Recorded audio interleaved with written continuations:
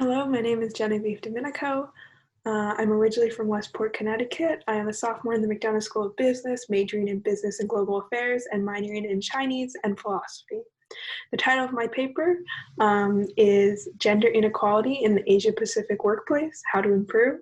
And my faculty mentor was Professor Lorinkova, who I'm extremely grateful for, who she helped me all summer, and I'm very fortunate to have her as my mentor. So I researched gender inequality in the Asia Pacific workforce, as my title of the paper would suggest, and specifically I wanted to find if there were any particular methods of management that are the most effective in helping women, and I tried to target it to the area specifically.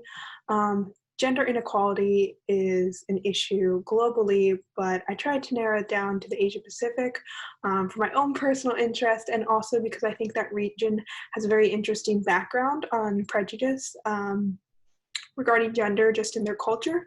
And so I also wanted to research a little bit more about that. So I became interested in this research because I think it's very personal to what I'm interested in. I anticipate going into the workforce to experience gender inequality. And personally, as I said earlier, I do wish to one day work in the Asia Pacific region if I'm ever so lucky. So that really drove me to learn more about the environment that I hope to be in one day, and also the environment that so many women do act within. I think it's really important to learn what women do have to go through in the workforce. I think sometimes it can be swept under the rug. So this was really exciting for me to learn more about. So I conducted my research primarily through reading scholarly articles and then synthesizing them together. So in my lit review, I sort of split some of the papers down in various topics that I felt were most relevant to this paper. So some of these topics were the culture regarding gender and gender prejudices and gender bias in the Asia Pacific region. I also looked at how having women in management, having women in the workforce actually boosts the economy and actually leads to individual companies' greater success. Finally, I also looked at management practices that people have done research on that have proven to be successful in having women feel supported and having women feel like they can balance a career and family, which is central to the issue of women in the workplace today, whether fair or not fair. So I learned a lot from doing this research. Like I said, this was a topic I was really interested in, so I was very glad that I was given a chance to really do a deep dive in it. One of the things I learned was just how extensive gender inequality in the workplace is. It definitely is talked about a lot. Not as much as it can be, I suppose, but definitely it's not a topic no one is aware of. But I think the prevalence of it can sometimes be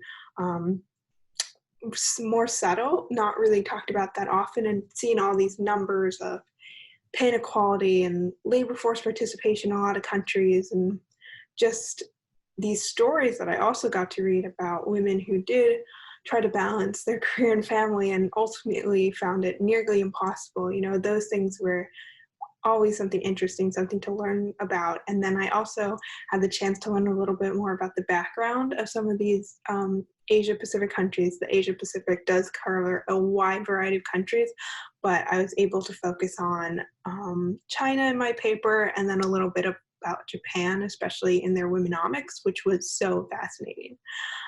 So my findings were pretty expansive.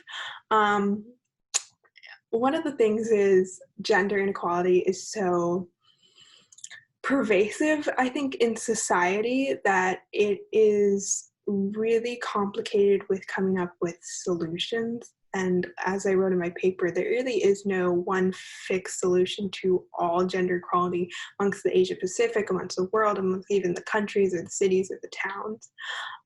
I did find that, especially in the example of womenomics, that it is likely to be more successful if there is a mix between government and corporate support for women in the workforce. And I think that the government side really showed in womenomics, where the Japanese government really decided that they were going to support women in the workforce, and their womenomics policies proved to be very successful, actually, in having women join the workforce. I will say, though, one of the things I noted in my paper was womenomics, while very successful in encouraging women and shifting societal views about women in the workforce, wasn't completely successful at getting women in management positions. And I think that sort of lends itself to the corporate side. It's up to corporations when women join the workforce. It's up to corporations for them to feel a fairness in their work environment, and that they are able to reach management positions without stress, bias, undue pressure, and that they're able to have equal pay, equal treatment. That stuff is up to the corporations, and that's something that I think is really important.